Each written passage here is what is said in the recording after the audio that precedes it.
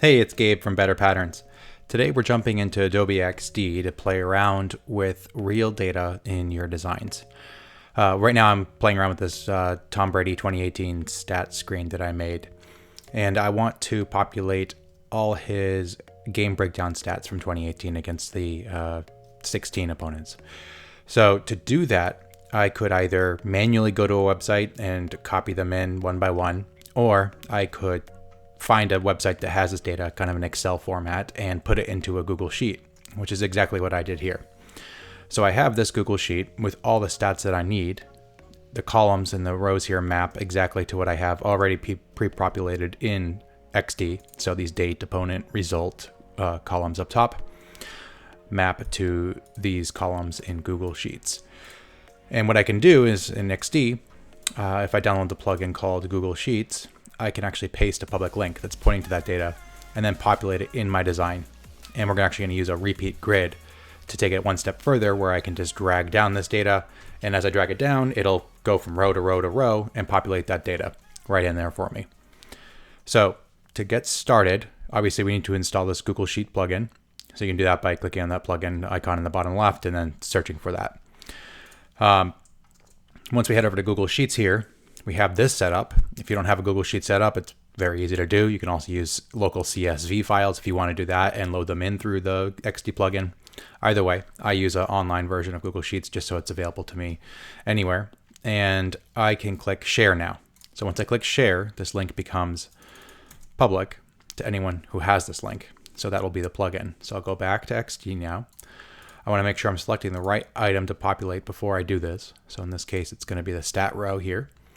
I'm going to go make this a repeat grid first.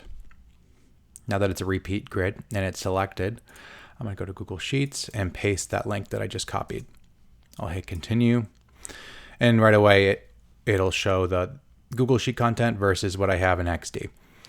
And I've actually named all my layers in XD. In that first row, I've given them names in the layers list on the left. I can show you that real quick. That map to what I have for columns in the Google Sheet. This just makes it easier, because if it's just saying 4 and 72, I don't know what they map to. So I've labeled, for instance, completion percentage, which is 72.7. I've labeled that completion percentage. So when I do actually map it, it's very easy to tell where that's supposed to go. So back here, I'll paste a public link again. We're at this screen. So you can map them one by one. You have an option to switch them out if it's not correct. And the one that I actually did a one-off for is this rectangle in the background you can see for opponent. That's actually just a rectangle that I labeled logo, and that's going to pull in the opponent's logo that I've pasted a link to in the Google Sheet. So that's all set. I'll hit apply. It's going to pull in that first row. And now with the repeat grid, as I pull this down, it should pull in the next row and each subsequent row after that. So one by one, it's just going down that Google Sheet and saying, you want another row? Here's the next row in that sheet. Once it gets to the end, it actually just repeats all the way around again. So we have the Jets at 12:30, just like we have the Jets at 12:30 up here. So we're at the end at about this point. So that's quickly how you can populate data in here, real data, using Google Sheets. So you can find any kind of Excel sheet you want to populate. You can throw that in there and share it right to XD using that plugin. I'll preview this. It worked perfectly. So all this stuff is mapped one-to-one. I don't know how long this would take me to do if I did it manually, but I would say probably an hour versus what amounted to a little bit of pre-format work in Google Sheets and just setting up that share link. So it's very easy. Hopefully this helps you kind of set up these table layouts. They're kind of the most difficult thing to get right in design tools. It makes it very cumbersome to kind of design these types of things. The last thing I want to talk about with this is that because this is now a repeat grid, we can actually arrange these columns however we want or format them however we want. So I can select one of these items, like the first row here. I can nudge it around and every item in the column will follow it. So with one selection, I can do all of that.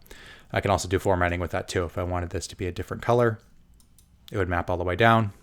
And if I wanted to make it bold, it would map all the way down as well. So you can quickly do formatting stuff like that as well. I love this feature in XD. Hopefully Sketch picks this kind of thing up or is at least paying attention to what they have going on here, because it's really impressive. I think XD is getting very close to what Sketch can do, if not passing it in certain scenarios. So hope you enjoyed this. It should be a big, big time saver. Have a good one. Bye.